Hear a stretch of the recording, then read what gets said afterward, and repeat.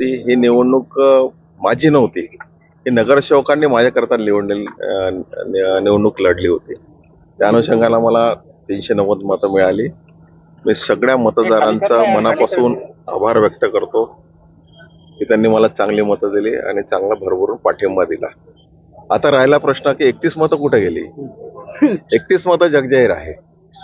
27 कोणाची होती, बहुजन आघाडीची किती होती ते जगजाहीर आहे. त्यामुळे सांगण्यासारखं काही राहिलेलं नाही आहे. ज्या लोकांनी माझ्यावरती विश्वास ठेवला ती मतं चांगली मिळाली हे प्रामुख्याने सांगता येईल. आणि ही निवडणूक प्रवीण पोटेची नव्हती, ही निवडणूक आमच्या नगरसेवकांची निवडणूक होती. त्यांचं मी मनापासून आभार व्यक्त करतो आणि धन्यवाद व्यक्त पण करतो. काँग्रेसच्या जो प्रतिस्पर्धी होते तुमचे त्यांना 0 मतं मिळाली, म्हणजे 96 नगरसेवकांनी मतदान केलं अमरावती जिल्ह्यामध्ये. त्याच्यामधून 0 मतं म्हणजे ते 96 मतं तुम्हाला पडली.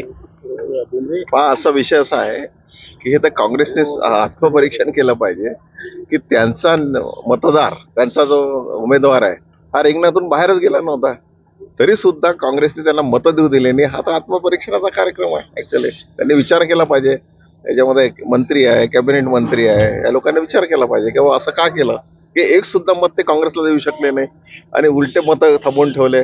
महामानव बाबासाहेब आंबेडकरांच्या संविधानाचा त्यांनी हे केला, अपमान केला. ऍक्च्युअली हे चुकीचं काम झालेलं आहे.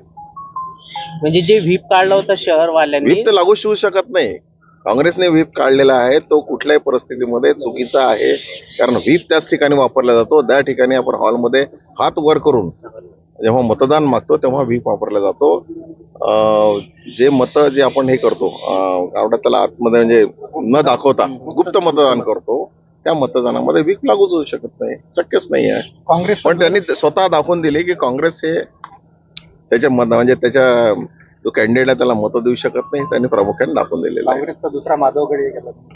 नाही असं म्हणता येणार नाही. पहा, विषय माझ्या हाती नाही. शेवटी आमची नगरसेवक मंडळी आहे त्यांच्या हाती आहे.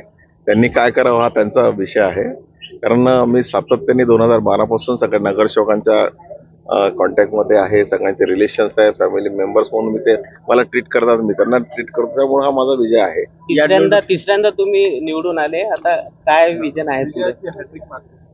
असं म्हणता येईल की आता मी 2014 पासून तर 19 पर्यंत जवळपास मी मंत्री म्हणून काम केलं आणि जिल्ह्यामध्ये जो विकास केला जवळपास नुसतं माझा एक पॅटर्न सांगितलं होतं कठोर रोडचं, पण अमरावती जिल्ह्यामध्ये जे काही तुम्हाला रस्ते दिसतात आहे देवेंद्रजी फडणवीस साहेबांच्या मार्फत किंवा नितीनजी गडकरींच्या मार्फत, इव्हन तुम्हाला आज मी सांगतोय का येणाऱ्या काळामध्ये आपला जो एअरपोर्ट आहे हा सुद्धा आपण जवळपास 3000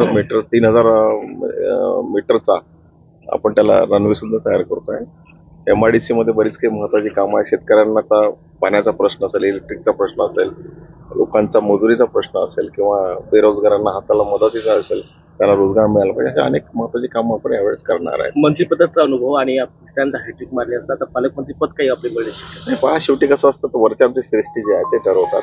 त्याच्यामध्ये मी कोणी मंत्री मागणार किंवा मंत्री देणार असं नसतंय. वरचे जे आमचे ज्येष्ठ लोक आहेत ते सगळे समजतात आणि त्यावर ते त्याचा हिशोब करतात. अमरावतीकरांच्या